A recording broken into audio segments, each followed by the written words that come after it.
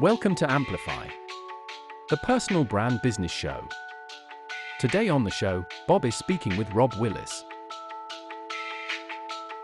The most effective leaders are not those who make it all about them, but make it all about the team and the journey and make it about what you're trying to build together. And when you put it in those terms, you see that if you've got a team who know exactly what you're trying to achieve, who believe in the purpose and the mission of it, then you've got a team that's far more resilient and much more able to work together. Hi there and welcome back to the Personal Brand Business Show. My name is Bob Gentle and every week I speak to amazing people who share their secrets to building, marketing and monetizing their expertise, intentionally growing your unique personal brand and the mindset you need for your business to grow and thrive. If you're new to the show, then while you still have your device in your hand, take a second to subscribe. That way you won't miss a single thing. So this week we're really getting into the meat and potatoes of branding, the vector through which anything is communicated effectively can always boil down to a story.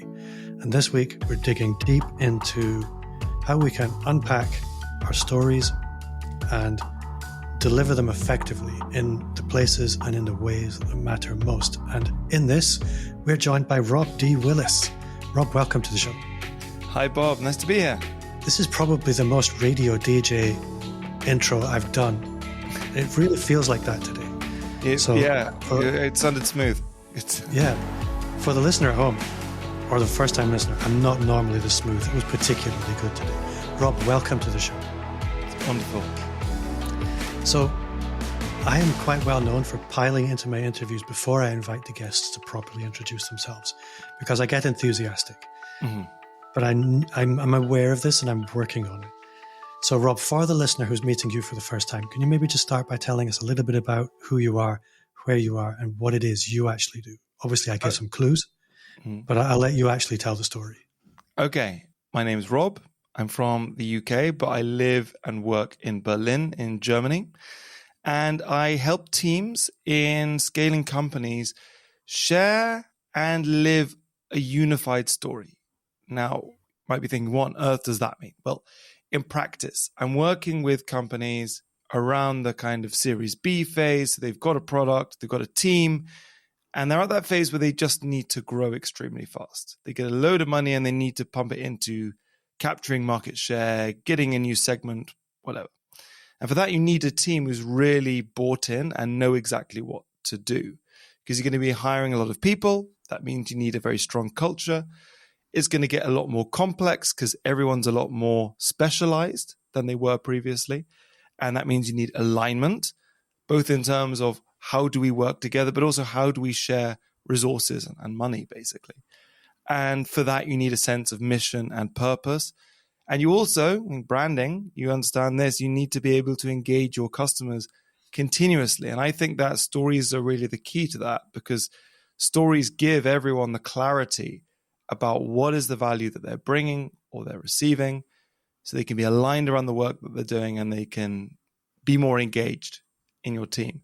And for me, that means having a sense of purpose, so they really understand why they're turning up every day, but also having a feeling of trust between one another, so they can work more effectively. So I was very grateful. We have a friend in common in Henry Kaiser. Mm-hmm. And when I looked at the kind of work you were doing, so for the listener, Rob's worked with companies like CNN, Salesforce, HelloFresh, Babel, lots of others that I might not recognize, but people in the tech space probably would. I've just come up with the household names there. And Rob knows what he's talking about. One of the things that I'm very, very aware of, and it's why I said the word brand, is that a brand, for a lot of people, it only exists in their own head. They don't actually have a brand. They just have an idea of how they would like to come across. Mm-hmm. A brand is what happens when you tell those stories and when other people retell those stories. This is the essential essence of a brand going back centuries. This was how the concept of a brand evolved. But a lot of businesses never really capture their stories. They never even understand their own stories. And they certainly don't tell their stories. And it's really important for us all to understand what are the stories that matter in our business, what are the stories that matter for us to tell. And in the beginning, it's really a process of, I guess, bringing those to the surface, because we've never really spent any time thinking about what are the stories that have led to me being in this place I'm in now. I can understand how one person might do this on their own, but when you're working with a group of people, how do you get through this process of distilling and capturing a unified story, or an origin story for a business, and the mission that's going to propel that forwards? I think the key is not trying to come up with the magical unified story from the word go. Probably the same when you're trying to discover what's the magic of someone's brand. It's quite unlikely that you're going to be able to say, right, that's your magic, brilliant, done, let's move on to the next thing. A story is something which is intangible and takes some time to pin down. So rather than thinking, okay, this is the one story that we're going to tell, the key is to start gathering lots and lots of stories that will fit the purposes that you're trying to fulfill. So you mentioned an origin story, for instance, which is a fantastic story. And a lot of people think, okay, we need to talk about what are the origins, what makes us special, or our origin special. And that means they just go back to naturally where the company was founded and then sequentially go through all of the different facts, and it's not particularly interesting. They may garner that with some assertions about what the company stands for, but it isn't really related to the story. So it doesn't really work. Instead, you need to start thinking about the specific moments around what brought that company or that idea into being. So what was the very moment that the founder, let's say, saw the problem? And if you're a personal brand, I guess it would be thinking about the job that you do.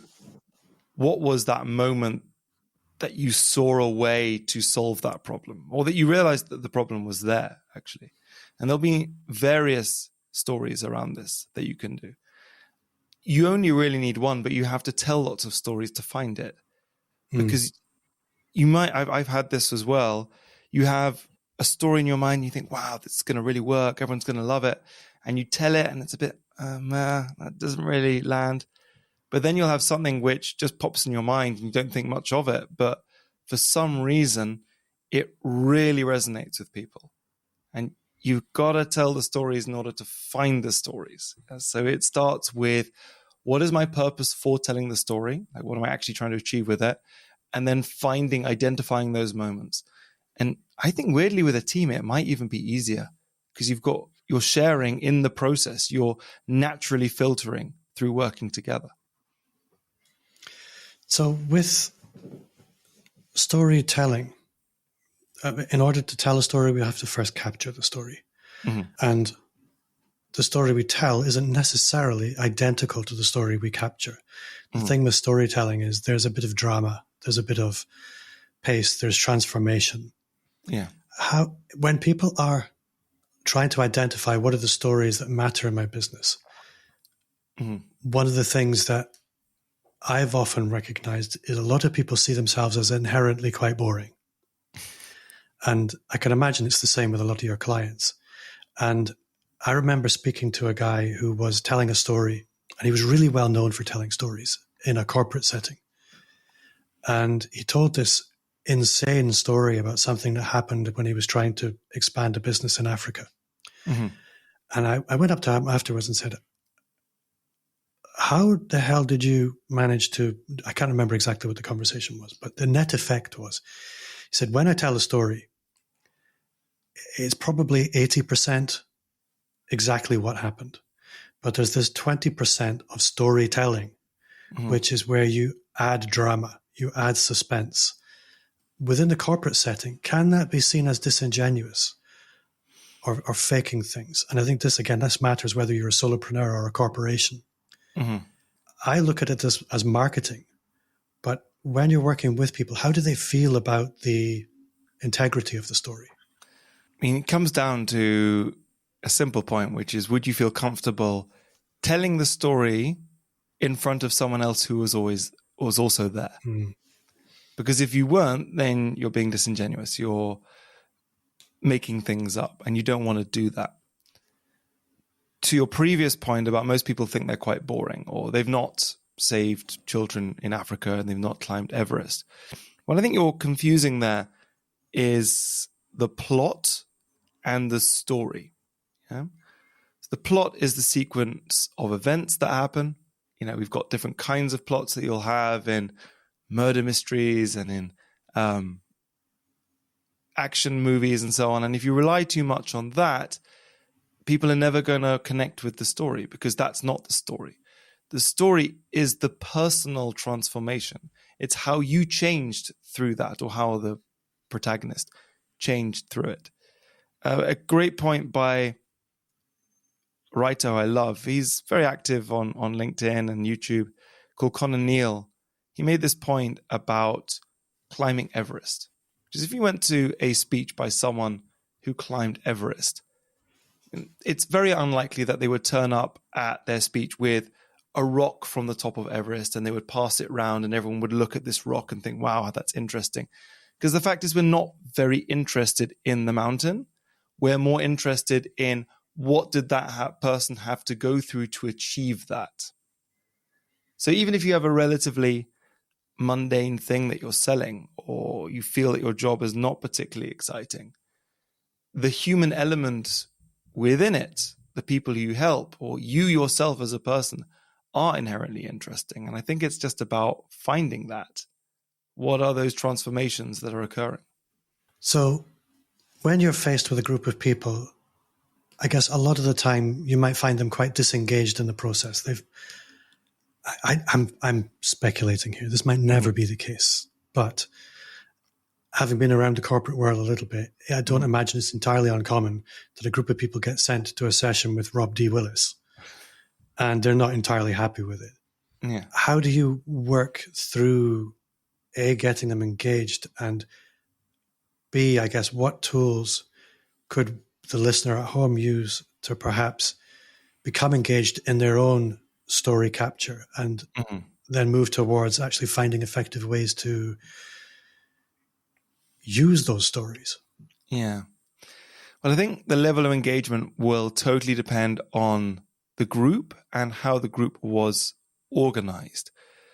So if you're doing a workshop, let's say, and it's more kind of upskilling and it's open and people can sign up for it, then you're going to get a distorted view of it, because everyone there is interested in the topic and wants to take time off work to do that topic and is going to naturally be more engaged when they get there.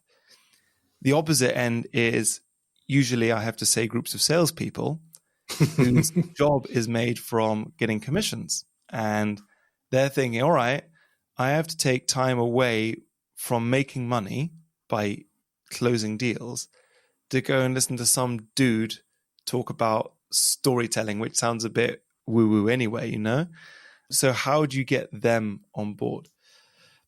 This, I find, really just comes from getting people into exercises as quickly as possible and to get them telling their own stories. So before we start going into the big company stories, I get people involved in the process, feeling the power of stories from the position of the teller of the story and the listener, by getting them sharing pretty much from the word go. Because if I'm on stage too long talking about story arcs and the hero's journey and this and that, of course people are going to become a little bit disengaged. But we all, I think, intuitively understand what a story is, and we can all tell stories. Obviously, we can all get better, but we all kind of know what to do, and we can start that process as quickly as possible. And I've always found that gets people pretty engaged. I think you also need to get better yourself at telling stories and engaging groups, but that's something I always had to do in my jobs. I was always on stage. So I was lucky in that respect that I kind of knew what to do when I came into corporate training, workshop facilitation, and all of these things that I'm doing now. I think what you touched on was this idea of being engaging, that because you can tell stories, Mm. As a facilitator of this kind of training event, you can engage and capture the imagination and convert people. And for the listener at home, this is what we all want to achieve. We want to capture attention. We want to trigger the imagination. We want to engage and we want to convert. And this is why this really matters for all of us. A business with no stories really doesn't have much going on. You mentioned you had to learn this the hard way. Mm-hmm. And I think that is quite a useful story because it does illustrate for everybody probably why this matters more than any story I could imagine. So maybe it's worth looking at, okay, what's the Rob Willis origin story when it comes to storytelling? Yeah. So my very first job out of school was working as out of university, was working as a free tour guide. Don't know if you've ever done the free tours. If anyone listening is not familiar with the model, they're all over Europe. And basically you can take a tour and you don't buy a ticket or anything. But the idea is the guide would do a good job and you give them a tip at the end. And what you probably don't know, you're not usually told, is that the guide pays a marketing fee. Everyone in the group, when I was doing it back in 2010 or so, it was at €3 per person in the group. And the idea is that the people on the tour will give you more than what the marketing fee is, and you keep the difference of that. And I was pretty bad at the beginning, not because of nerves or anything like that, but because I was really just focused on delivering the facts. I felt that this is really nuanced and complex what I'm talking about. So if I get all that right, then people will like it and will perceive that as worth money. But really they weren't. And it was the stage I couldn't really even pay my rent. And I didn't have enough time to get a new job. So I had to somehow work out how to get better. So at first I tried on my own. I thought, okay, maybe I've not got enough information in there. How about I over deliver? I try and pack even more data in there. And that was even worse. I tried multimedia. I even read books on subliminal messaging. And I know people do this in marketing as well. They kind of try and hack the human brain, reading about neuroscience to implant ideas of value. But it usually just makes you sound a bit weird if you're anything like me. But I found that what really worked for people was telling stories. So that doesn't mean that you start talking in fiction, but you strip back the data to its essentials and you talk about the people behind all of these events. You can condense very complex things into short narratives that people can really get. And that for me was a big turning point. And it's not like I did one story and then I was better. It took years. I did 3,000 of those tours, and I kept very, very precise data on how big was the group, how much did people give me, and so on. And I would experiment with framing things in different ways to see if I could earn a bit more, because it was worth it for me to do that. And then I realized, hey, that's what I'm interested in, is these structures, is understanding how are people engaged. And I realized that that's the challenge that everyone has, because in corporate culture, it's even worse. We always revert to the data, the facts, because we think that is somehow truth. And it is kind of, but stories can also be truth. It's merely a way of framing data. There's a quote I love, which is, stories are data wrapped in context and delivered with meaning. And for me, that kind of sums up everything that stories can do for you. I think it's probably worth looking at, well, what's the payoff here? Something that I've often looked at is the idea of CEO branding or leadership branding. And everyone will be familiar with those companies that seem to have incredible leadership and a really engaged team, and these businesses seem to thrive. Everybody wants to work there. The leadership teams are great role models. They've seem to be, I mean, you mentioned the device of the hero's journey. These are heroes on a journey. Everybody can see that happening. Yeah. And then there are other companies that are possibly functionally just as good. The products are probably great, Mm-hmm. but everything happens behind a dark glass. The teams, they don't know leadership. They're not engaged with leadership. They don't really know they feel highly commoditized in those organizations. Mm-hmm. For me, that's kind of the distinction between companies who embrace the kind of work you do and companies Mm-hmm. that don't. But from your perspective, your experience, what is the payoff for companies who embrace this kind of way of expressing themselves? Yeah. So, firstly, I would just say that the companies that get the press are the ones with these leaders who have a kind of cult of personality around them. And the story behind working in those places is often not quite as rosy and brilliant because you're working in service of someone else's vision. Yeah. Mm. The most effective leaders are not those who make it all about them, but make it all about the team and the journey and make it about what you're trying to build together. And when you put it in those terms, you see that if you've got a team who know exactly what you're trying to achieve, who believe in the purpose and the mission of it, then you've got a team that's far more resilient and much more able to work together. Because no matter how much you prepare, running these companies is extremely chaotic. It always is. There's no way it can't be, really. There's so much uncertainty. And each time you grow or enter a new market, there'll be a new problem, there'll be a regulator, or there'll be an investor challenge or whatever. There's going to be fires that need to be put out. But if you've got a team who really trust each other, who want to work together, who believe in what you're trying to build, then they can kind of deal with all of it. It's not going to make you invulnerable because nothing can, but it can give you a more productive team who can make decisions faster, who can get more done and put up with the challenges along the way, I would say. And so from a solopreneur's perspective or a business owner with a small team, what would you say are the key lessons from the kind of work you do, which is typically in a much larger organization? Mm-hmm. What should, when you look at these often we look at large organizations and think, what can they learn from small organizations? Mm-hmm. In this instance, I'm thinking, well, what can I learn from the kind of work you're doing? Yeah, this is something, I have to battle with myself, of course, because I'm on my own doing this, a freelancer working with big companies. And there are things that both can learn from one another.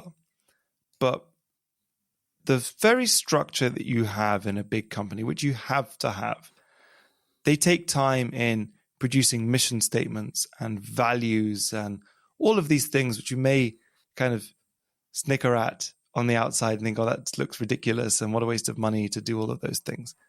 But they do have a purpose. And I think it is worth everyone really understanding what their values are, why they do what they do, and what the purpose is beyond just making money. Because if it's just about money, then the question is, how much? And it's never enough, really. And it also gives you such a hard and one-dimensional view of your own life. But if you can begin to engage and think, okay, that's actually the value I'm bringing to people. I'm seeing people's lives or businesses transformed through how I'm helping them. This is what they're able to do now. Then it gives you a whole lot more meaning in your life, in your work. And when you have those challenging moments, which also a freelancer like me, they come up from time to time. If you're not just thinking of it in terms of like, how much profit am I making, then it can help you continue through those particular moments. It can also help you attract the kinds of customers that you want to work with. If you're so clear on your purpose, on your story, and that story is engaging to the kinds of clients who you want to work with, that's, I think, going to be hugely valuable. But it all comes down to asking yourself the basic questions. Why do I do what I do? What led to it? How have I helped people in the past? You can also think about purpose, which really is, when did I do something not just for money? I might have put me even at a financial disadvantage. When was that? These are all things that can guide you in your own journey, I think.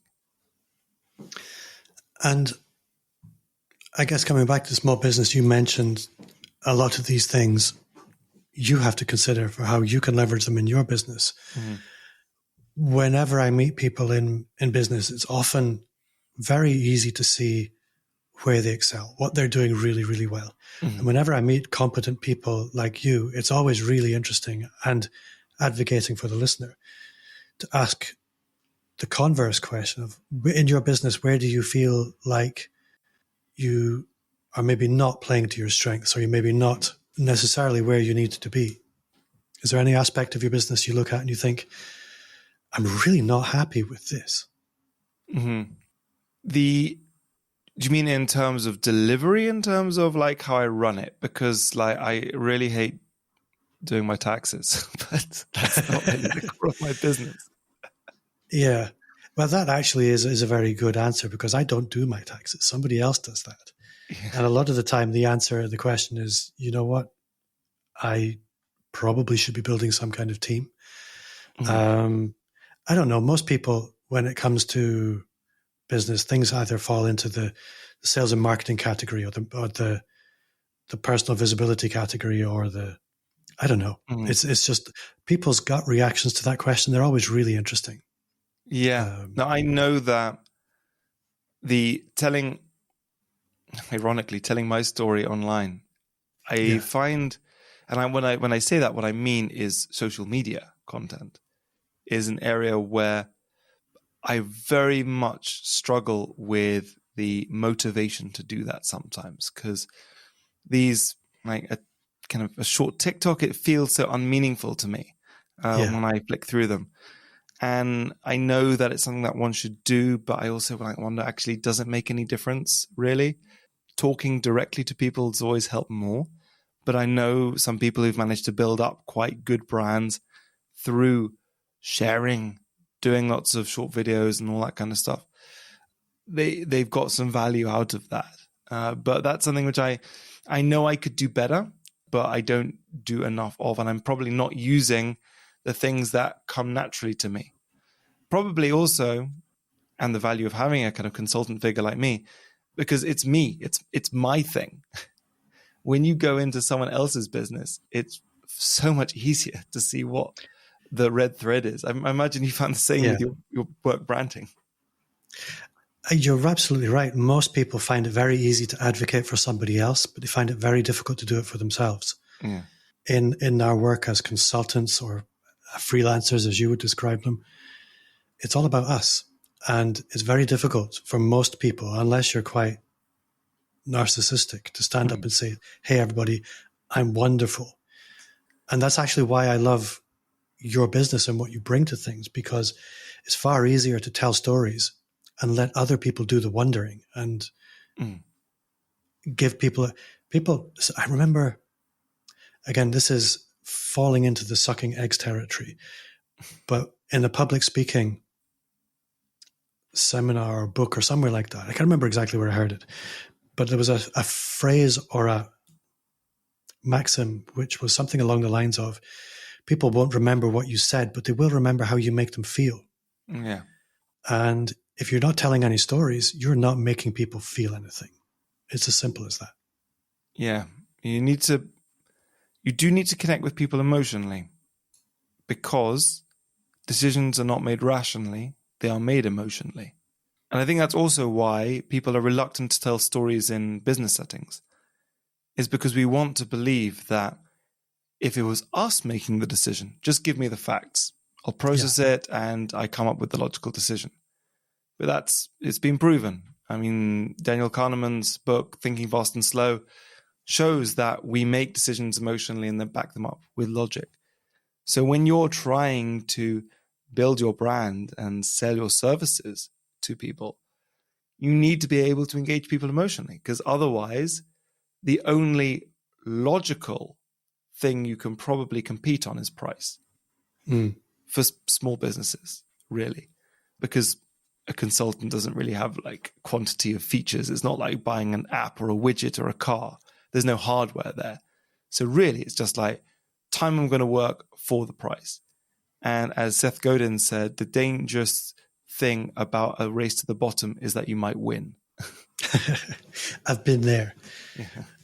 I think, honestly, I really hope people listening are listening, because what's shining through for me, and I'm pointing the finger at myself here, thinking there's another aspect to this, which is, and you touched on the social media side of things, and for a lot of people, this is where the majority of our touch points are with our audiences, if you like.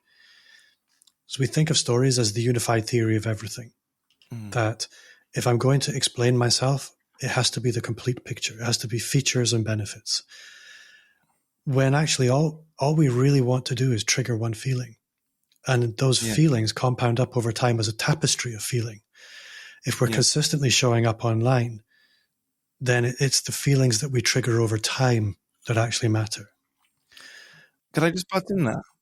Because you're making me think of a business that does this really well, which is Patagonia. Somewhat cliche, I imagine, because everyone knows of them as being good storytellers. But just go to their website, and there's even a section called Stories. And you have beautifully curated photos, of course, because they've got the massive team and the money and all that. But they tell these stories about particular things that people are achieving. And it's not really about the product at all, actually. There's not like, Karen was wearing her Patagonia thing as she climbed the mountain. Like, no, it's not that. It's just, this is something that people are doing, and they're the kind of people who would be interested in Patagonia. Yeah? Or rather, the kind of people who are interested in Patagonia would be interested in reading about this. So merely telling those stories which you think would appeal to your audience does the job already. It doesn't have to be about your business, I don't think. It's about emotional magnetism is the phrase that springs to mind. Telling those stories consistently in Patagonia, because I've seen this. They have lots of different people from lots of different backgrounds. And it's not even about branding. It is about simply telling the stories, building a tribe, essentially. It's very primal, which is why it's so powerful. Yeah. So I think probably, and this is an aspect of the work that you have to do in order to find the stories, going back to what we said earlier, is rather than like, let's get that one story which shows our value, is build up lots and lots of stories and tell them in many different arenas. I personally, at first, like just telling people the story face to face, because then I get the immediate feedback, and you could tell if something's a bit boring or what it can be cut out or what's unclear and what you need to add. But then, you can go to online in various formats, of course, whichever one works best for your business. So I have all kinds of ideas at this stage. I'm thinking about all kinds of areas where I can exploit this personally. And I hope the listener at home is thinking the same, that we all have so many opportunities to engage, to enlist alignment with our teams, yes, but people are people, whether they're internal or external. If we can foster alignment through stories, we are going to facilitate this tribe building, which is very primal.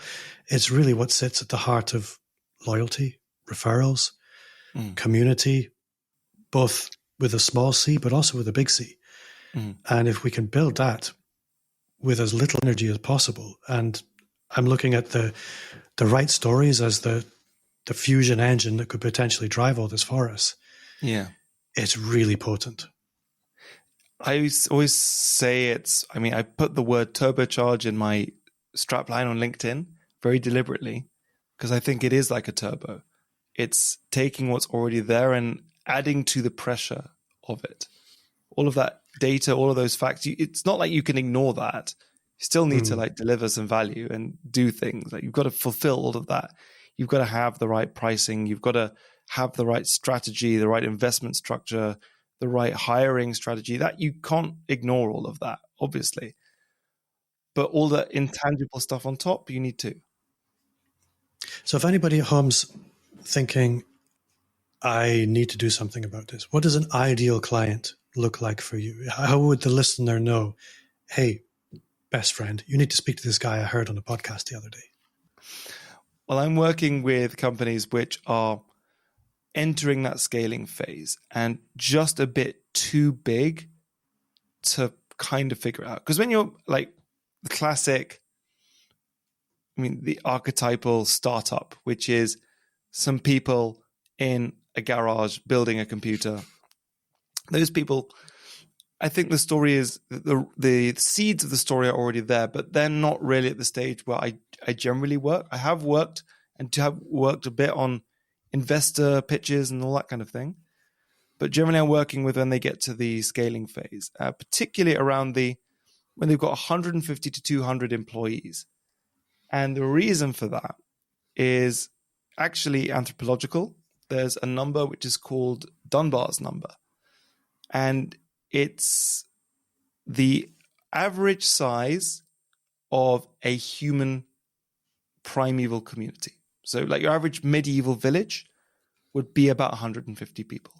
Your average indigenous tribe would be about 150 people. Yeah. So you can maintain 150 human relationships quite easily with that number. Once you get beyond 150, it becomes a little bit more complex. And then you need to rely on some structures. And that's where I think storytelling can really add the human element, which you would lose if you just relied on endless processes. Because traditionally companies just thought, okay, we bring in some processes, that's how we make the decisions and so on. And then they just become really slow and people lose focus on, they feel no attachment to the strategy. They just think, oh, I've got my things to do and that's something else. Yeah. So that's, I think, the ideal phase for someone like me to come in is when you're at 150, 200 people, you're entering a period of growth, either in terms of employee numbers, or maybe you're trying to capture market share or whatever. That's around the time I start working with people. So if anybody's listening and they know someone like that, or they are someone like that, Rob is the guy who will turn you into one of the ones that actually shines. I think it's a fantastic business. I love that I'd never heard of Dunbar's number. It's a really good measure for you. If people want to connect with you, if they want to go deeper with you, where can they do that? I'm on, after saying so much about social media, I'm on LinkedIn every day. You can connect with me there, look for Rob D Willis, or my website, robdwillis.com. That's the place to find me. And on the website, there are a couple of resources, which I know they're not necessarily there today, but by the time you listen to this, there will be a couple of things there that will help you execute on some of this yourself. Rob, thank you so much for your time. I've really enjoyed this. I've learned a lot. I hope the listeners learned a lot. You better have been taking notes at home. But thank you very much for your time. It's been great fun being here, Bob. Thank you. So that does bring us to the end of another episode. Thank you at home for listening. If you enjoyed the show, then I would gently encourage you to leave a 5-star review. You heard me right, 5 stars, wherever you listen to podcasts, and share the show with one person. If you did enjoy the show, you will love the Personal Brand Business Roadmap. It's 100% free as a gift from me. 50 pages, which sounds a lot. It's not actually that much because there's lots of pictures, but 50 pages of everything you need to start, scale, or fix your expert business. Just click the link in the show notes or visit amplifyme.agency/roadmap. Rob, thank you for your time. You at home for listening. Thank you for yours, and I will see you next week.